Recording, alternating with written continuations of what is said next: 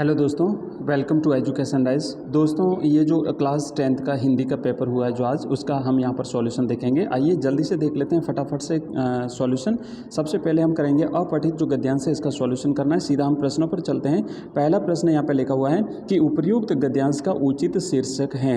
आपको बताना है इसका शीर्षक क्या है। तो यहाँ पर देखिए, इसका जो सही शीर्षक है वो है, इसका सही आंसर रहेगा ऑप्शन ब, तुलसी के काव्य की उपयोगिता। ठीक है, यहाँ पर इसका सही आंसर रहेगा ऑप्शन ब, तुलसी के काव्य की उपयोगिता।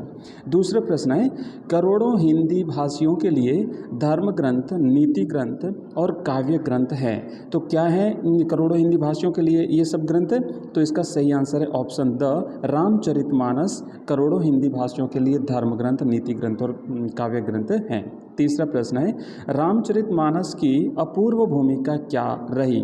तो रामचरितमानस की जो अपूर्व भूमिका वो है जातीय एकता का भाव उत्पन्न करने में। ऑप्शन इसका अ सही जवाब रहेगा। नेक्स्ट आगे बढ़ते हैं। चौथा प्रश्न है, गांवों में तुलसी और सूर की रचनाओं का पाठ होता रहा है। तो गांवों में तुलसी और सूर की रचनाओं का पाठ शताब्दियों से होता रहा है। सही आंसर है ऑप्शन स। नेक्स्ट प्रश्न है, भक्ति आंदोलन और तुलसी काव्य का राष्ट्रीय महत्व क्या है? तो भक्ति आंदोलन और तुलसी के काव्य का राष्ट्रीय महत्व रहा है भारतीय जनता की भावात्मक एकता दृढ़ हुई है। ऑप्शन अ पांचवें प्रश्न का सही जवाब है। नेक्स्ट, ये जो पद दिया हुआ है इसे पढ़ लीजिए। इसका हम सीधे चलते हैं प्रश्न आंसर पर। छठा प्रश्न है, उपर्युक्त काव्यांश का उचित शीर्षक क्या है? तो इसका सही आंसर रहेगा ऑप्शन अ, रैदास का समर्पण भाव इस उपर्युक्त काव्यांश का उचित शीर्षक है।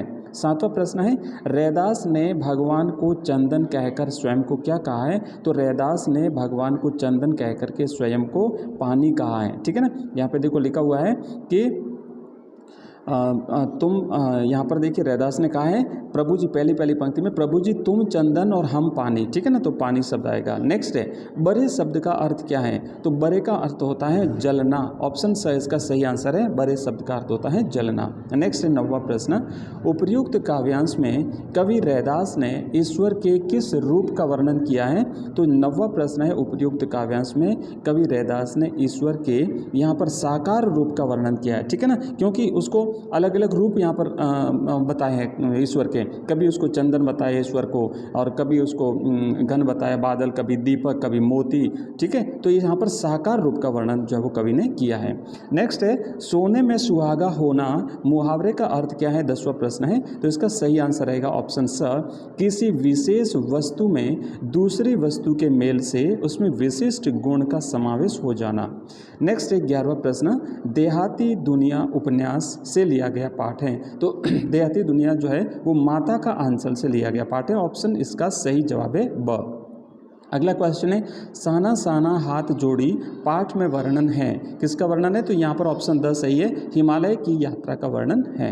अब हम करेंगे रिक्त स्थान वाले प्रश्न उत्तर। पहला प्रश्न है, जिस संज्ञा शब्द से के नाम का बोध होता है उसे व्यक्तिवाचक संज्ञा कहते हैं। तो यहाँ पर इसका सही जवाब रहेगा व्यक्ति। ठीक है ना, मतलब जिस संज्ञा शब्द से व्यक्ति के नाम का बोध होता है उसे व्यक्तिवाचक संज्ञा कहते हैं। ठीक है, आगे बढ़ते हैं। अगला प्रश्न है कि जो सर्वनाम निकटस्थ अथवा दूरस्थ व्यक्ति अथवा पदार्थ की ओर संकेत करते हैं उन्हें निश्चयवाचक सर्वनाम कहते हैं। तो यहाँ पर आएगा निश्चित संकेत करते हैं। ठीक है ना, कि इसका आंसर रहेगा कि जो सर्वनाम निकटस्थ अथवा दूरस्थ व्यक्ति अथवा पदार्थ की ओर निश्चित संकेत करते हैं उन्हें निश्चयवाचक सर्वनाम कहते हैं।